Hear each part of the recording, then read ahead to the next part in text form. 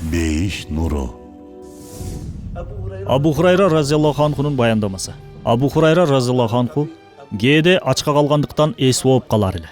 Пайгамбарыбыз саллаллаху алейхи вассаламды кадам сайын ээрчип туурайт эле. Эң көп хадис риваят кылган сахаба.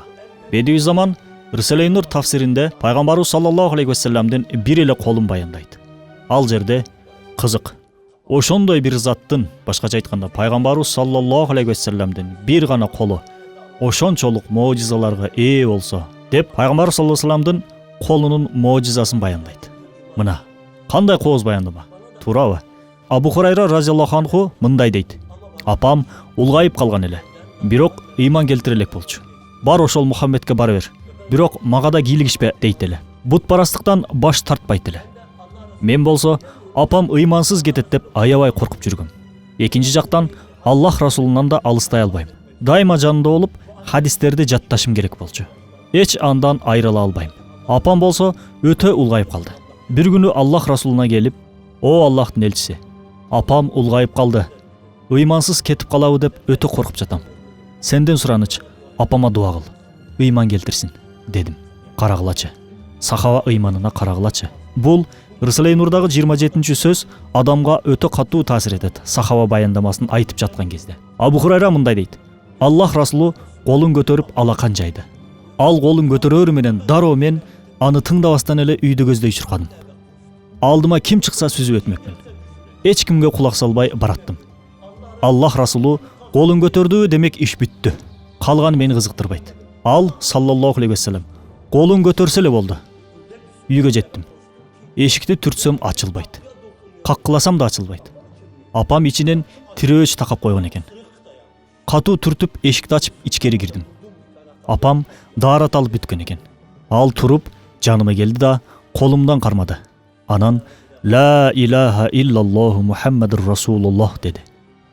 Мына Абу Хурайранын ишеними. Бедуи заманда кызык ошондой улуу заттын, башкача айтканда Пайгамбарыбыз саллаллаху алейхи вассаламдын бир гана колу ошончолук моожизаларга ээ болсо, өзү канчалык моожизаларга ээ болду экен. Жана ошол колду кармап ант бергендер канчалык бактылуу болгондугун түшүнбөйсүңөрбү, деп баяндайт Рисалей-нур тафсиринде. Абу Жахил бир күнү колуна таш алып Пайгамбарыбыз саллаллаху алейхи вассаламдын жанына келет да колун көрсөтүп: "Пайгамбармын дейсиң? Колумда эмне бар, айтчы", дейт. Нукура сабатсыздыктын суроосу. Максаты сахабалардын ичинде Пайгамбарыбыз саллаллаху алейхи вассаламды уят кылуу болчу. "Айтчы, колумда эмне бар?"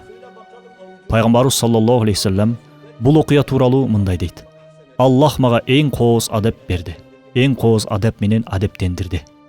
Ал саллаллаху алейхи вассалам Абу Жахилге карап: "Эй Абу Жахил, колуңда эмне бар экенин мен айтайынбы же колуңдагылар менин ким экендигимди айтышсынбы? Кайсынысын каалайсың?" дейт. Сахабалар да Пайгамбарыбыз саллаллаху алейхи вассаламды чыдамсыздык менен карап турушту. Абу Жахил: "Колумдагылар айтсын", деди. Пайгамбарыбыз саллаллаху алейхи вассалам: "Ач", деди. Абу Жахил ачкан кезде Пайгамбарыбыз саллаллаху алейхи вассалам бир тикте деле колундагы таштардан "Ла илаха иллаллаху Мухаммадур Расулуллах" деген үн чыкты. Абу Жахил болсо дароо кулактарын жаап качып жөнөдү. Ал качаары менен аят түштү: "Аларга кулак бердик, алар укпайт". Истанбул мусулмандардын колуна өтүп жаткан кез. Баарыңыздар билесиздер, Пайгамбарыбыз саллаллаху алейхи вассаламдын Константинополь, башкача айтканда Истанбул, мусулмандардын колуна өтөт. Аны багынткан кол башчы кандай бактылуу, ошол аскерлер кандай бактылуу деген хадиси бар. Фатих султан аскерлери менен Истанбулду алды. Аскерлеринин ичинде өтө эр жүрөк бир аскер бар эле. Улубатты Хасан. Анын колунда "Ла илаха иллаллаху Мухаммадур Расулуллах" деген жазуусу бар, мусулмандардын туусу. Ал бул туу желбиреп турушу керек.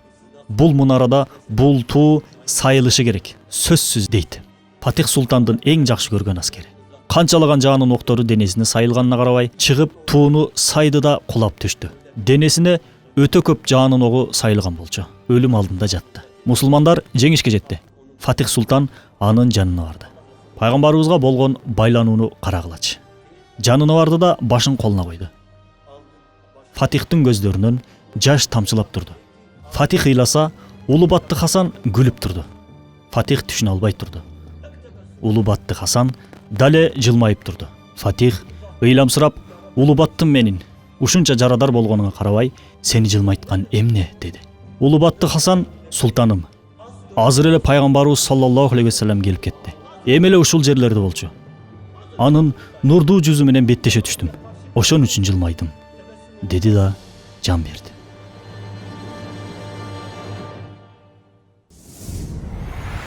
Бейиш нуру.